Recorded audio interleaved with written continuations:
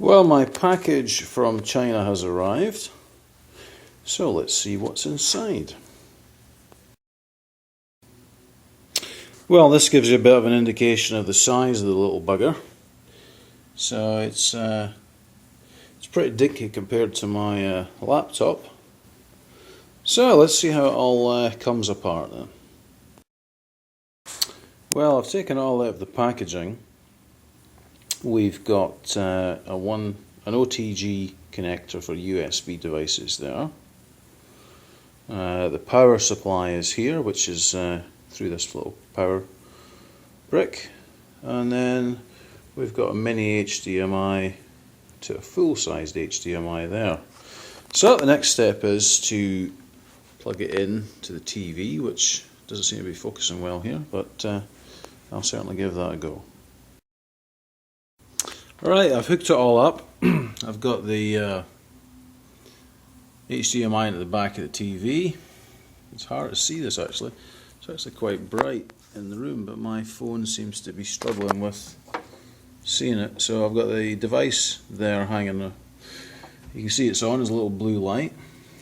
I've got the mouse is plugged in here, and then I've turned the TV on.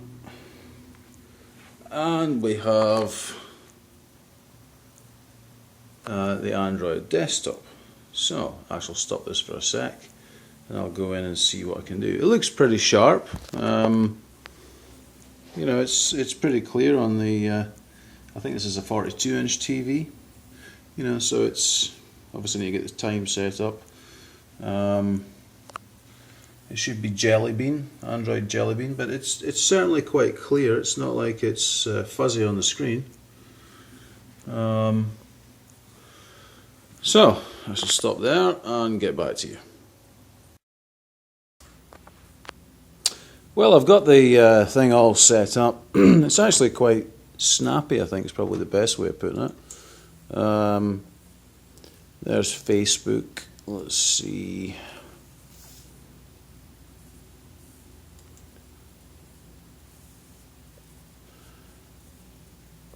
It's certainly not. It's not slow by any stretch of the imagination.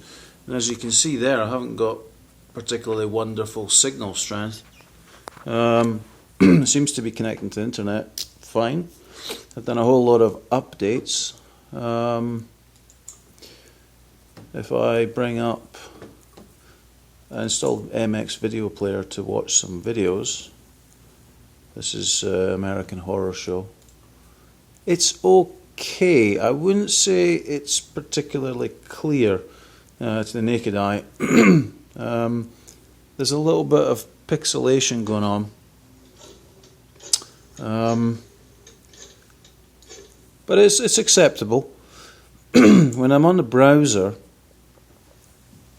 the text quality is a little bit kind of washed out. I don't know if that's the TV.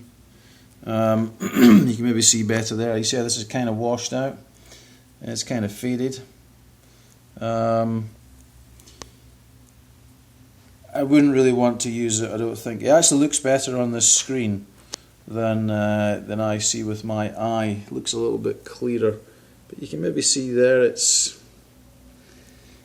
kind of faded looking. What else? There's Google, so we'll just search for something. I'm just using a wired mouse at the moment, so let's just do test.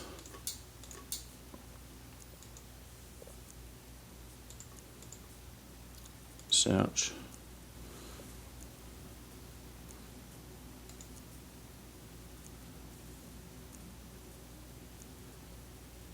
This may be a little bit slower this time. I wouldn't say I was disappointed with it at all with regards to the speed that it does things. I'm going to have to do a test because I've got a, can't really see it there, but I've also got an Xbox that I usually use to watch videos. But I'll need to do a test to see. So far, I'm not convinced the video quality is as good as the Xbox 360. the text on the TV, which could be the TV at fault, is a little bit kind of washed out. And if I go to the settings, if I go to display, there's no option to change the brightness, you know, as you normally would see on a tablet.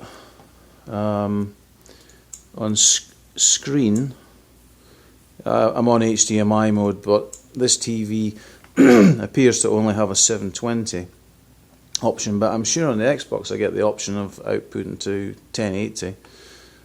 So whether or not that's the Xbox option, or if it's actually the true resolution of the TV is 720.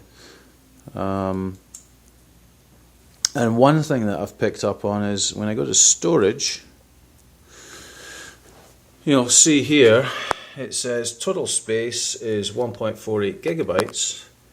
However, according to this information here, the options are for, if you can read that, it's pretty bad, the light, 4 gig or 4G, 8G and 16G. So I don't know if there's an error there, but that certainly says I only have a total of 1.48 gigabytes of storage space.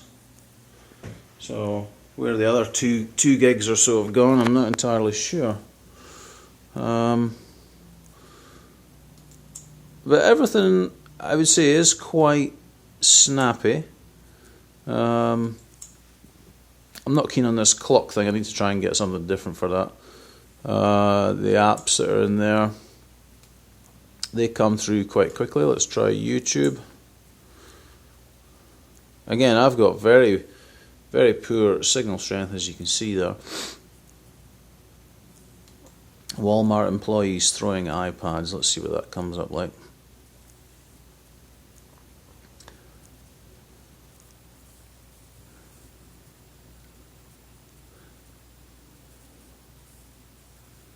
Well, nearly 5 million people have looked at this video, so it's quite a popular video.